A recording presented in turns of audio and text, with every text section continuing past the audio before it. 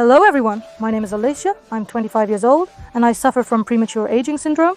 After 11 years I still didn't really understand, but I saw the changes that were happening to my appearance.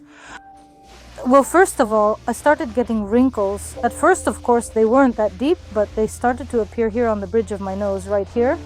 Then puberty started way too early, or so I was told, and I believed it for a long time. At first, I was just too little. Back then, I really couldn't understand anything at all. I had a friend, and when I looked at her, she didn't have anything like that. Well, I didn't ask my parents about it, because back then I didn't get along very well with my mother.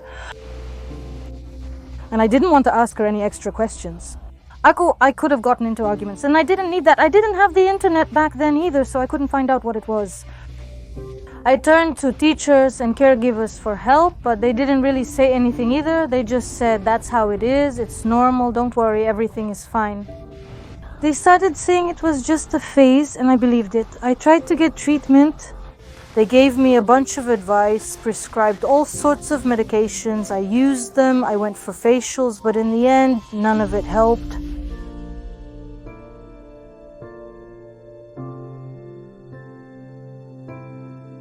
I had only one friend at school. We met back in kindergarten and ended up in the same class. And basically, you could say she was the only one who was really nice to me. She didn't pay attention to my appearance, my health issues, or anything like that. But the rest of the class, of course, picked on me. Of course, there were times when they called me names, made up nicknames, and laughed at me. Well, they said I was ugly, that I looked like an old lady, and that's just the polite stuff. I had one nickname I remember that stuck with me for many years. My last name is Lubnevskaya, and they used to call me Lubnya Cockroach. They called me all sorts of things, even Stinky. There was all kinds of stuff. For a long time, I used to hide somewhere and just cry. One time, I just couldn't hold it in. I think it was 3rd grade. I hit a boy back because I was really tired of all of it at that moment. I ran away after 9th grade, not because I was afraid of exams or anything like that. I just couldn't put up with all of this anymore. The things they said to me, I thought it would be better there. It didn't get better, it only got worse. The older the kids get, the harsher they become. I learned this firsthand, you could say. I remember during my first month of school, they put me in a dorm room with some girls like that. They were from Soligorsk, all girls from wealthy miner families. So of course they were always dressed perfectly with makeup, manicures, everything just right. And then there's me, a country girl, just showing up like, hello. Of course they found a way to benefit from it. They kept talking and talking and talking, dears. And in the end, I just ran out of that dorm room in tears and locked myself in the bathroom. And then the other girls who were more or less friendly with me tried to comfort me. For a long time, I believed they were right, that I was like that I was flawed, that I was ugly. I agreed with them, and for the most part, those were my thoughts at the time. Why was I born? Why did my mom notice me so late? Why can't I just disappear and that's it? I wanted to die. And didn't you feel any kind of aggression towards people in general at that time? I did. I've had aggression towards people since childhood, because in the village I was basically that kind of child, like the local punching bag. So even if I went outside, even a little boy would come up to me, he would still call me names and say something else. I tried to stay away from people as much as possible, not to go outside. But your parents still saw what mood you were in when you came home. I mean, basically your emotional state. Did they support you? Well, when I was a child, when I was very little, I had this kind of routine. In the morning, I would tiptoe out of the room because my mom was sick, grab my backpack, go to school, and endure all the classes with my classmates. I look out the window to see if I can spot the silhouette of my father or my sister. If no one is there, it means everything is fine. But if someone appears in the window, they do this. And that means something is about to happen. In my childhood, somewhere in my teenage years, yes, I really dreamed about it. I had such fantasies. I lie down on the bed, fall asleep, but then I open my eyes. I have gorgeous long hair, a beautiful face, and that's it. I get up, all beautiful, and immediately I feel happiness, joy, and love. That's it. Then I would wake up and everything would be just the same, and I'd be like, well, at least it was a happy dream. I always envied beautiful girls. It was a secret kind of envy because they're beautiful, they can show themselves off easily, they can just walk somewhere, stop, take a picture and go on. But I can't. Little accessories, putting on some makeup, I can't because it doesn't really help much anyway. I started making jokes about myself, so even if someone asked me about my appearance, like if they wanted to fix something, they would look for me. I'm like, no, why? Do I want to scare people at night? I jump out from around the corner. You're taking away my fun. No, I don't want to. It sounds silly, but honestly, I'm just really afraid to find out the truth. That's why I decided not to go to the doctors anymore. Well, what's the point if they tell me that I have, for example, 10 years left? I don't want to know that. Where does all this come from? Why me? That's it. But I guess I really started to be interested in this after that examination, when they told me you have a pathology, you need to deal with it, you need treatment.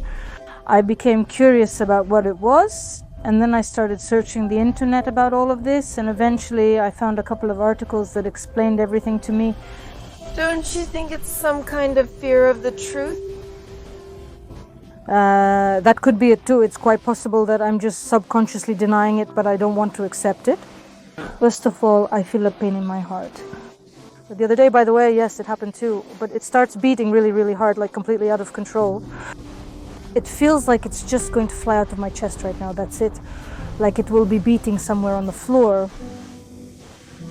And it beats so hard. You feel like you're suffocating, it's just impossible. Every morning I wake up to the sound of my knees cracking. They crack all the time. Sometimes you're just lying there, not even thinking about it, and then they crack so loudly, and it went really well. My lower back hurts often, and sometimes the bone right here hurts too. Well, yes, my bones aren't strong. They're old and fragile. Of course, we have pills at home. My sister takes care of that, not me. Actually, my period started very late. I mean, everyone in my class had already had theirs for quite a while. At that time, I still didn't have mine, and people kept pointing at me, asking, well, what's wrong with you? I said, okay, fine, whatever. But lately, like in the past few years, they've been really irregular for me. I mean, they can come at the beginning of the month, then at the end of the next month, or even skip a month entirely. That happens too. Aren't you afraid that menopause might just be coming earlier? I've been told about that it could very well start earlier for me. And I thought, well, I'll spend less money on pads, so honestly, I don't mind. I've had grey hair for a long time. I can't even remember. I couldn't even tell you when exactly it first appeared. But I started dyeing my hair after my mom passed away, so I must have started coloring my hair when I was about 14 or 15, and still. Well, I guess that's probably around the time when my grey hair first appeared. And it turned out that I would dye my hair, it would look very beautiful, very nice, but after a little while the grey hairs would start to show again. Would you like to have a family? Well, I wouldn't want children, to be honest. Because I know what I went through, I remember it all very well. All the mockery, all the ridicule, everything I had to endure throughout my life. And honestly, yes, my father tried to help me with that. He always told me that I was his beautiful girl, that I was the best, and so on. But still, of course, there was more negativity. And honestly, I wouldn't want my child to experience that, to go through the same thing. And I also think that I wouldn't be able to handle it myself. So when it comes to having children, the answer is no. Being with someone, yes. One time I got a job at a cafe, but they always tried to hide me somehow. I was in the kitchen. If I peeked out, people would immediately start asking her what's wrong with her, what's going on, and they'd say, if we eat this pancake, will we catch something? Yes, that happened too. That's why they always tried to keep me away from all of that. And when I went out into the hall in that cafe, they gave me a cap and I would put it on so that I couldn't be seen at all. Pretty much like that. I would even lower my head, and that's how I would clean the tables and the floors. I understood that it had to be done this way because people weren't used to something like that. Naturally, there would be questions. Naturally, people would pry. But you still can't stop people from feeling hurt. Do you consider yourself beautiful now? No, I consider myself special.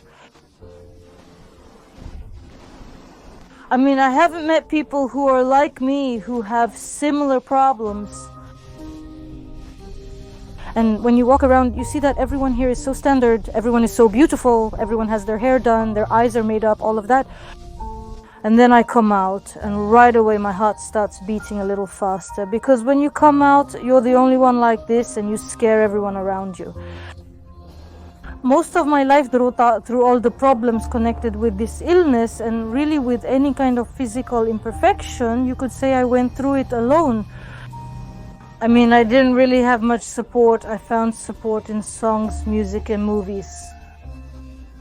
So it wasn't from real, actual people at all. I got the words I wanted to hear from there. And I know that it's really hard to fight this alone. It's facing negativity from other people every day, people who just don't understand themselves. It's not easy. It's really not easy. Well, I would just like people, no matter if they have this syndrome or not, or if they just have some issues with their appearance, I think that none of that matters in you. Whoever you are, you're not alone in this. We are who we are, and we should be proud of that. We should love ourselves. At least try like I do. That's how I live with it. Basically, I have friends. I'm not completely alone in this. So you shouldn't be afraid that, oh, I'm ugly, so no one will want to be friends with me, no one will love me. I used to think about that myself. It happened many times. I always thought I would be a hardened loner sitting in the corner, spending my whole life there in that corner. But still, I have friends now, and I have someone I love. And oh, it's like a miracle. So you shouldn't doubt that your people will find you. They will. Sooner or later, but they will always be there for you. And they will help you in difficult times and make you love yourself just the way you are. Being young and growing old before everyone else, it's more fun than scary, and it's far from fatal.